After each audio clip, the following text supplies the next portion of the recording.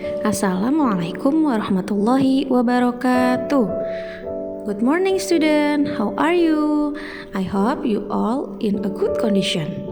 Okay student, before we start our study today, let's pray together. Raise your hand please. Bismillahirrahmanirrahim. Rabbi zidni ilma.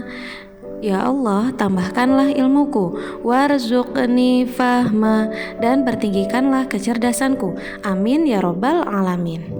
Baik teman-teman, hari ini kita akan mempelajari PAI bab 9 tentang makna zikir dan doa setelah sholat. Teman-teman, sebagai hamba Allah Subhanahu wa Ta'ala yang beriman, tentu kita ingin selalu mengingat dan memohon kepadanya. Apa kegiatan yang dapat dilakukan? Kegiatan yang sebaiknya dilakukan yaitu zikir dan doa. Mari kita pelajari bersama-sama makna zikir dan doa menurut bahasa. Teman-teman tahu tidak apa zikir menurut bahasa? Zikir menurut bahasa artinya mengingat. Sedangkan doa menurut bahasa artinya apa ya teman-teman?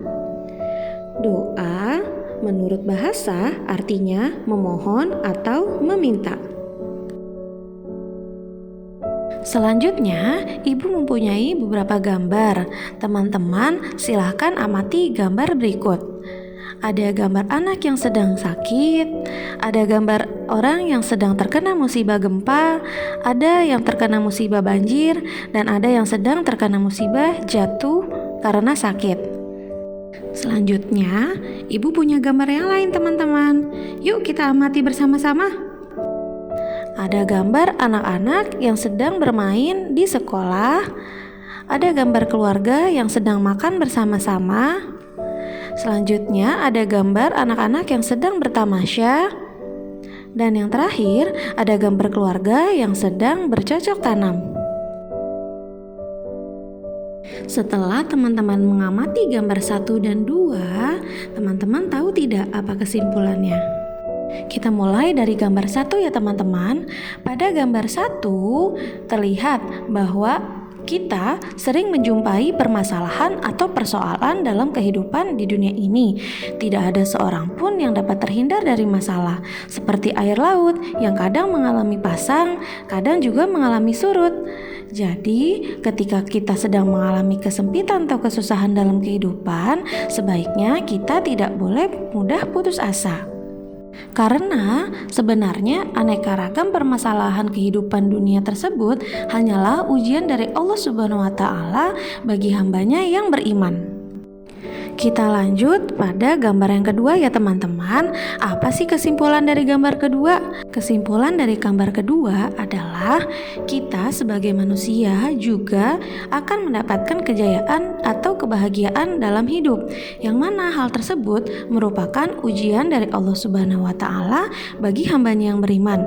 Jadi ketika kita menerima kejayaan dalam hidup, sebaiknya kita tidak boleh menjadi lupa diri. Untuk selanjutnya, mari kita bahas lebih dalam tentang zikir dan doa. Yang pertama, tentang zikir. Zikir adalah mengingat Allah Subhanahu wa Ta'ala dalam keadaan apapun, baik dalam keadaan bahagia maupun dalam keadaan yang tidak menyenangkan. Kenapa kita harus zikir kepada Allah? Karena Allah adalah satu-satunya tempat kita meminta dan bergantung. Tidak ada yang lainnya ya teman-teman. Dengan berzikir, kita akan tetap sabar dan tawakal kepada Allah Subhanahu wa Ta'ala, sebagaimana firman Allah Subhanahu wa Ta'ala dalam surat Ar-Ra'd ayat 28, yang artinya orang-orang yang beriman dan hati mereka menjadi tentram dengan mengingat Allah. Ingatlah, hanya dengan mengingat Allah hati menjadi tentram. Untuk selanjutnya, kita bahas bersama-sama tentang apa itu doa. Teman-teman tahu tidak apa itu doa? Doa adalah permohonan atau permintaan dari seorang hamba kepada Tuhannya dengan mengucapkan ucapan baik yang dikehendakinya. Contohnya, seperti kita berdoa semoga mendapatkan ilmu yang bermanfaat, mendapat kemudahan dalam menuntut ilmu, dan diberikan kemudahan rezeki kepada orang tua kita. Karena teman-teman, orang yang sukses itu adalah orang yang selalu mau berdoa kepada Allah Subhanahu wa Ta'ala.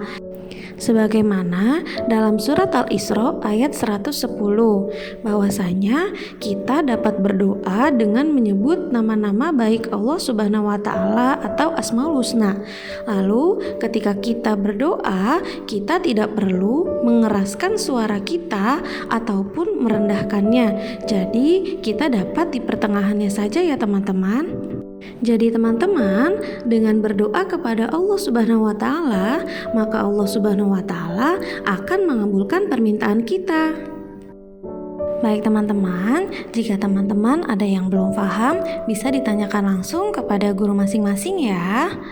Okay friends, let's close our study today by reciting Hamdalah. Alhamdulillahirabbil alamin.